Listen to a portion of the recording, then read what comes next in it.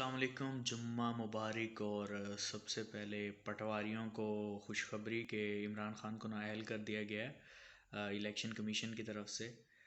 तो कोई एक रीज़नेबल रीज़न नहीं थी इमरान ख़ान को नाअहल करने की, जैसे नवाज़ शरीफ को नाअहल करने की कोई रीज़न नहीं थी।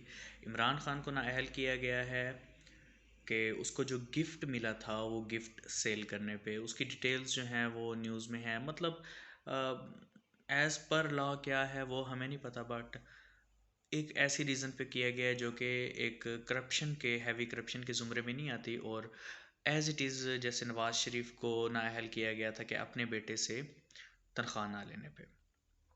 तो ये जो दोनों चीज़ें हैं यहाँ पे, अगर जब इमरान ख़ान को नाअहल किया गया तो अब पटवारी लोग खुश हो रहे हैं, और जब नवाज़ शरीफ को नाअहल किया गया था तब ये यूथिया लोग खुश हो रहे थे।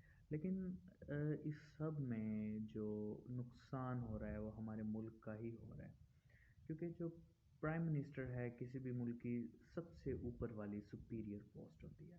और इसका नुकसान ये होता है कि कोई भी जब प्राइम मिनिस्टर अपना वक्त पूरा नहीं कर पाता तो इकोनॉमिक डिसेबिलिटी आ जाती है उस मुल्क में। बहुत ज़्यादा मसले मसाइल क्रिएट हो जाते हैं और आवाम का रद्द अमल भी सामने आता है, और इस तरह से काफ़ी सारी और चीज़ें भी रुक जाती हैं, जैसे ट्रांसपोर्ट, इंपोर्ट, एक्सपोर्ट, जो बाकी चीज़ें होती हैं। तो अल्टीमेटली उससे मुल्क की इकोनॉमी का ही नुकसान होता है। उसके अलावा क्या नुकसान होता है? आज तक आप देख लें जितने भी पाकिस्तान में प्राइम मिनिस्टर्स बने हैं, एक ने भी अपने 5 साल पूरे नहीं किए। इसका मतलब ये है कि हमारे पास जो गवर्नमेंट होती है, हमारी गवर्नमेंट के पास अपनी ज़ात की गारंटी नहीं है कि हम 5 साल पूरे कर भी सकते हैं या नहीं। तो हमारी गवर्नमेंट क्या सरमायादारों को गारंटी देगी कि आप यहाँ आएँ, अपनी सरमायादारी करें। तो इसी तरह से तो डॉलर ऊपर जाएगा, क्योंकि एक्सपोर्ट तो हमारी होगी नहीं, सरमायादार आएंगे नहीं, डॉलर्स आएंगे नहीं। जो डॉलर्स पड़े होंगे वो बाहर जाएंगे, लोग इंपोर्ट करवाएंगे, कुछ नया बनेगा नहीं। और डॉलर का रेट आपके सामने है इस टाइम। जो कमा रहे हैं वो यूट्यूबर्स कमा रहे हैं और फ्रीलांसर्स कमा रहे हैं, बाकी ना कारोबार के हालात हैं। और सैलरी पर्सन जो है उनका तो वैसे ही बस अल्लाह मालिक है। तो ये चीज़ें सबको बैठ के सोचनी चाहिए हमारी आवाम को कि आखिर कौन से ऐसे अनासिर हैं, कौन सी ऐसी ताकतें हैं जो कोई भी प्राइम मिनिस्टर अब तक उन्होंने 5 साल किसी भी प्राइम मिनिस्टर को वक्त ही नहीं होने दिया। तो ये सारे सियासतदान भी बैठ के सोचे, पहले उस स्पेसिफिक पावर को, उसकी पावर को लिमिट करें, उसकी अथॉरिटी को कम करें कि किसी में इतनी अथॉरिटी नहीं होनी चाहिए कि बैठे बैठे बगैर किसी वजह के किसी भी प्राइम मिनिस्टर को डिस्क्वालीफाई कर दिया जाए, ऑन ड्यूटी प्राइम मिनिस्टर को या फारिग कर दिया जाता है पाकिस्तान में। ऐसा कहीं हुआ हो तो हुआ हो, लेकिन ये सबसे ज़्यादा पाकिस्तान में हो रहा है। और कुछ ऐसे लॉज बनाए जाएं कि छोटी मोटी बातों पे प्राइम मिनिस्टर को डिस्क्वालीफाई नहीं करना चाहिए। डिस्क्वालीफाई तो एक और बात है, डिसमिस नहीं करना चाहिए।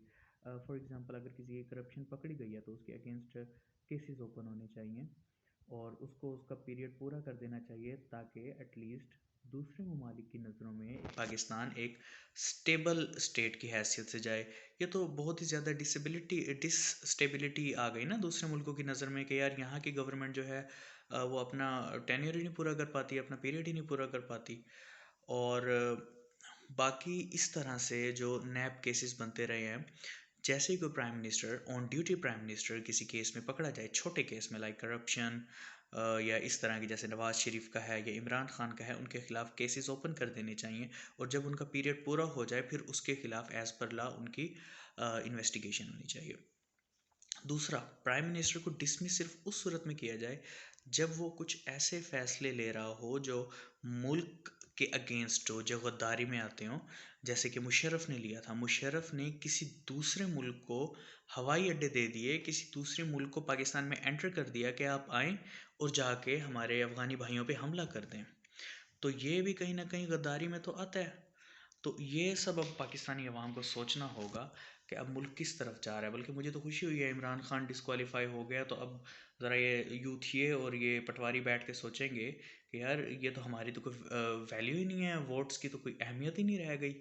ये तो इस तरह हो रहा है। अच्छा, अब प्राइम मिनिस्टर नहीं, ex prime minister Imran Khan जब डिस्क्वालीफाई हुआ है, फ़ौरन कॉल आ गई कि रोड्स बंद कर दें, ये बंद कर दें। अब इस टाइम हज़ारों लोग ट्रैफिक में बंद हैं, रोड्स बंद हो चुके हैं, ट्रांसपोर्ट रुक चुकी है।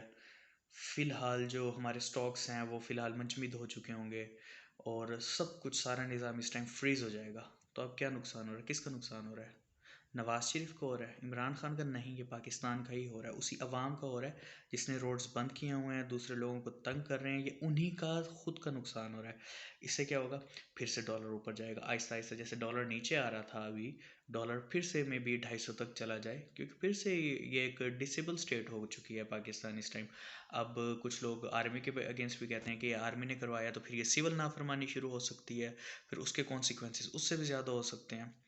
तो इन शॉर्ट ये कि सबको बैठ के सोचना चाहिए कि मुल्क को किस तरह बेहतर किया जा सकता है, और हमारे जो अब्रप्ट फैसले होते हैं, फौरी फैसले होते हैं, उनको ज़रा सोच समझ के लेना चाहिए हम लोगों को।